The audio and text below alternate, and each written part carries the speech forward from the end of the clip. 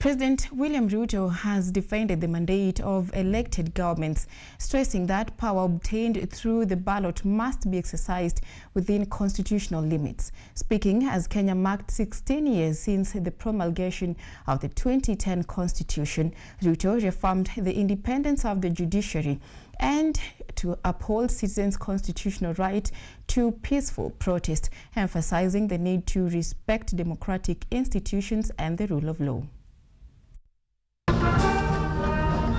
16 years after the 2010 Constitution was promulgated, President William Ruto called for a fresh accounting of how power had been exercised. Mighty God of all creation. Addressing the Katiba at 16 celebrations at KICC, Ruto said the ballot had given an elected government the legitimacy and responsibility to implement its programs, but stressed that the mandate had not existed outside the Constitution. Universal health care, affordable housing, food security, education and social protection became central pillars of our national transformation plan.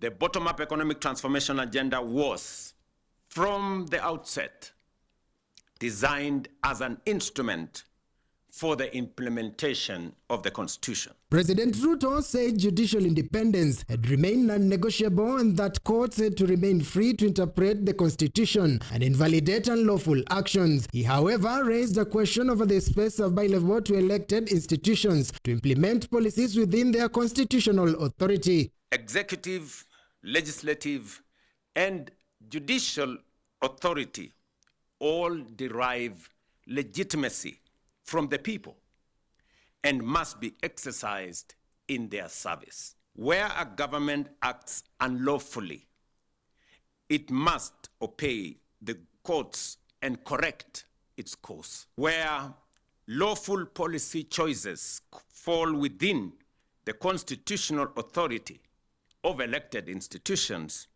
that democratic space must also be respected.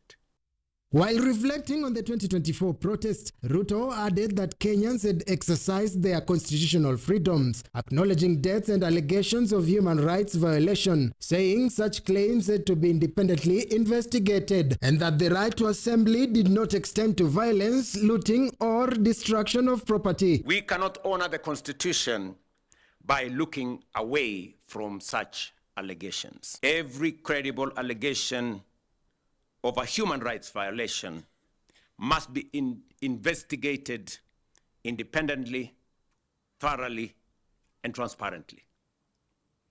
Where wrongdoing is established, those responsible must be held accountable in accordance with the law.